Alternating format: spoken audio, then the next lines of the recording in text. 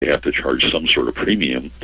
But the history of coinage tells us that those premiums are going to be pretty small, a few percent, maybe 5 or 6% at most. But so I have to learn how to produce these things inexpensively. Here's 1/100th of a troy ounce, which these days would be, $15 or $16 worth of gold melt value. Again, you can see this is quite a modest piece of gold. That's just a piece of gold ribbon. It's about 0.005 of an inch thick. It's sandwiched between two pieces of the polymer. This is the exact same plastic that's used in the banknotes. And this shows the front and rear side. So you see on the top left, the 1/1000th, on the right, 1/100th, and then I just made up some artwork on the front. The one is the surface of the moon, the other is the surface of the sun. Graphic design is not my long suit. This is just to show how simple it is to produce these. So now the question is, well, so what? What do you do with them? Well, I'm a small businessman. I run a small business now, and I'm keenly aware of what I can do and what I can't do as a small business. And as I start discussing in the next slide, setting up a full currency system is a rather daunting task, and particularly for someone who doesn't particularly want to be involved or molested by government. Trying to set up a currency system really isn't something I want to do. But I think there's lots of people out there who might be interested in buying gold-bearing certificates because they're curious or because people start collecting them. After all, we could, the Free State might want to issue some of them, and Ron Paul might want to issue some of them, and so forth. So there's a lot of reasons people might want to buy these. Trying to reform the money supply, again, that's not what I'm taking on here. We all just saw what happened to Mr. Nothouse when he tried that with the Liberty Dollar.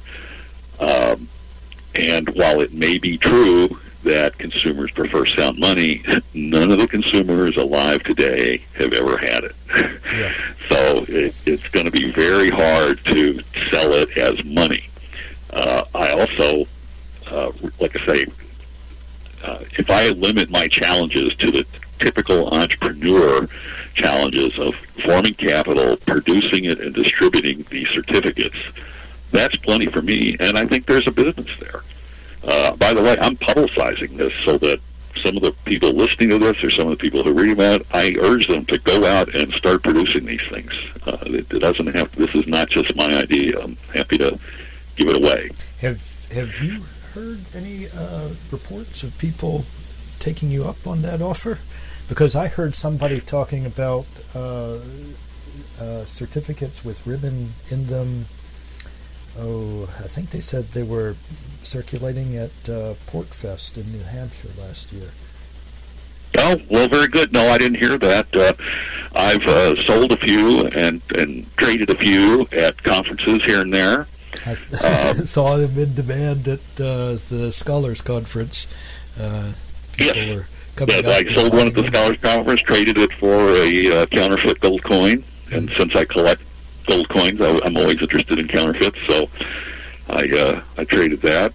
And I sold a few at other Mises Institute conferences to people who were interested.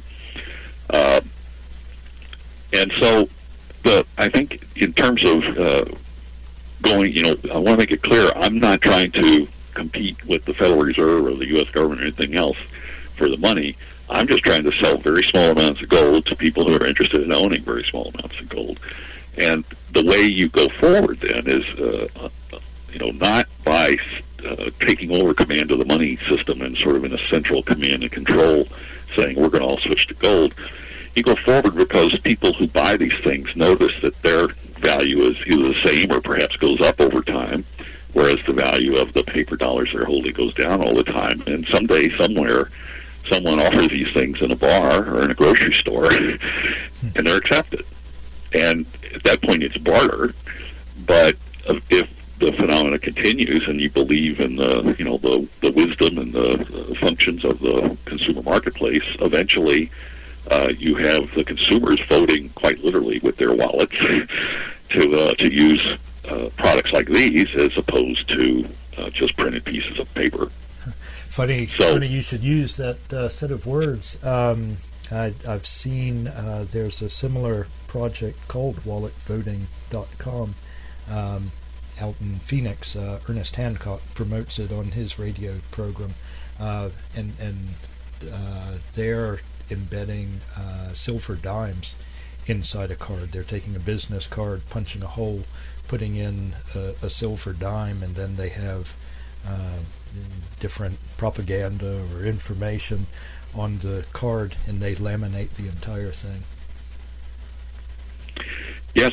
So I think all of this is a good thing. I think my own research suggests that it would take a sizable initial capital investment, something on the order of a few $100,000 to $1 million, to start producing the kinds of certificates I've described here on a mass scale. And let's face it, you're not going to make much of a difference handing out 5 certificates at a time at PorcFest. I'm not disparaging PorcFest here. I'm just saying 5 at a time is not going to make any difference. You have to print these things by the hundreds of thousands, and eventually by the millions. And that means a certain amount of investment in equipment to, roll out the strips, cut them to a very precise length, check that it's an honest weight. You're putting your own name on these and saying that it's a true weight, embedding them in the certificate, printing the certificate with distinctive marks, perhaps some security features so that people can tell that it's been tampered with or that someone's clipped the gold or something like that. And then eventually, if you want these things to start circulating, you have to provide the people who accept a lot of them, like merchants or banks, with the tools to do more detailed checks that they're authentic. And here's where the gold-bearing certificate, I think, really starts to shine, because unlike a paper dollar, where I have to look for clever bits of information hidden in the printing process, here I can use the physical characteristics of gold.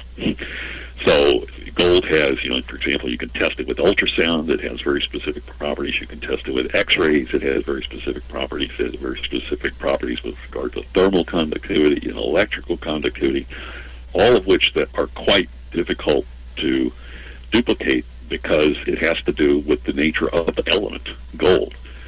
So instead of having to spend a lot of money and time on elaborate printing techniques and other tricks to make it hard to reproduce the image on the certificate, you would provide people who are accepting these certificates with tools to check that it was really gold that was embedded in it. And I think that's probably where my business opportunity is producing those instruments. I understand gold and its properties very well. Printing 1 million things with a very high degree of quality and uniformity and so forth, I know it's possible, but it's not my personal expertise.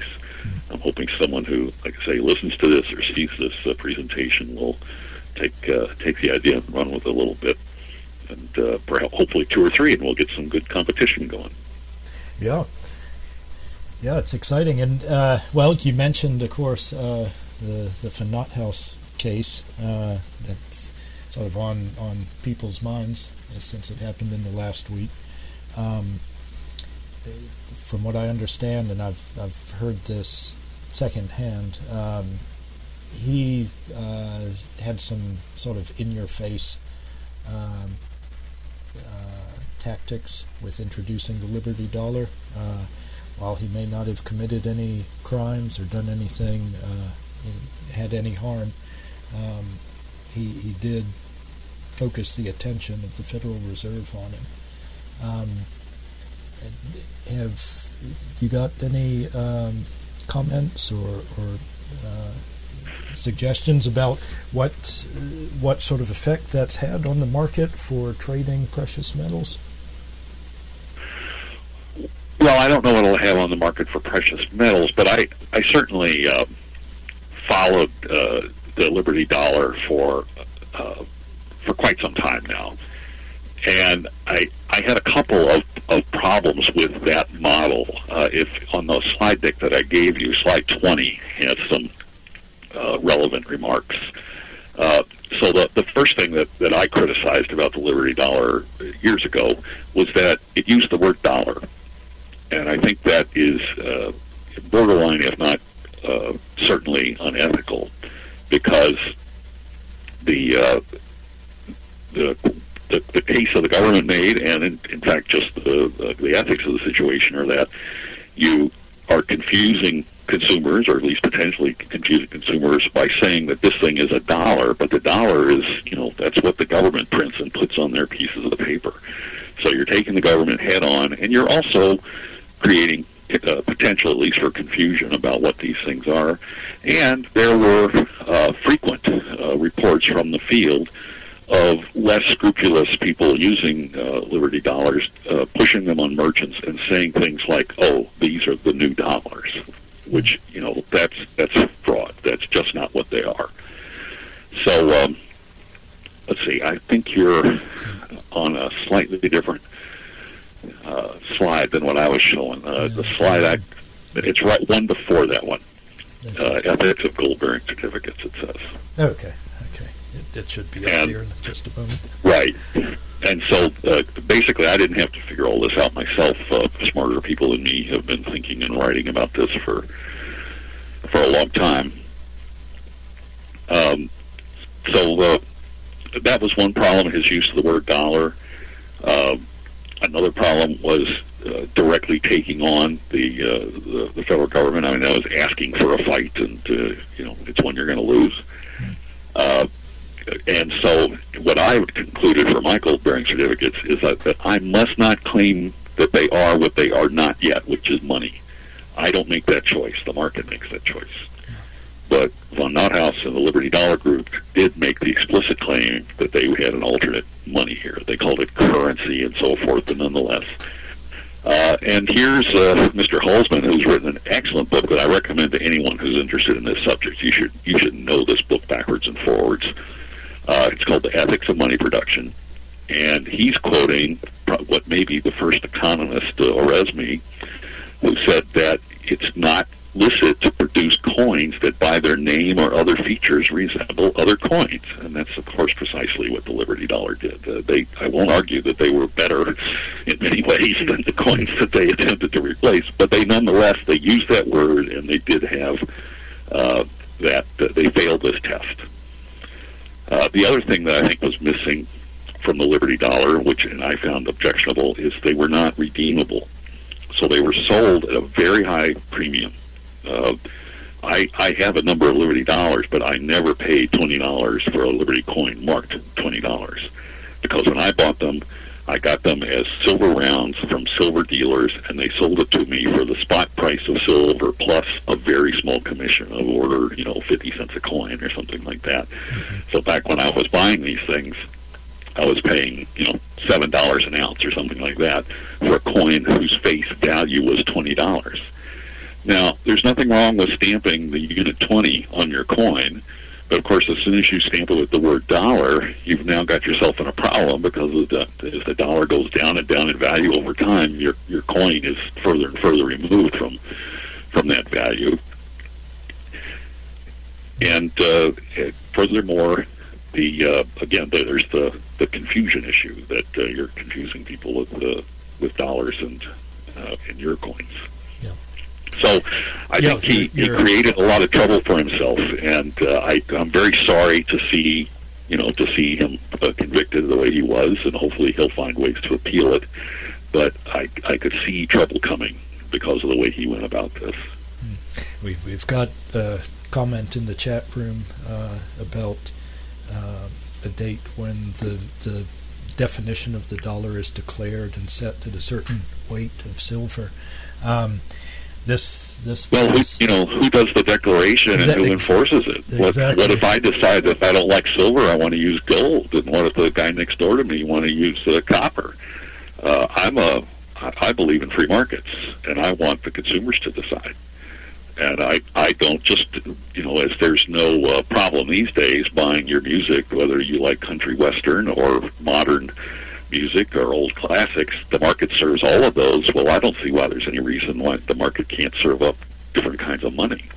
And I suspect different sorts through the process of competition would come to dominate, but you don't have to force it on anyone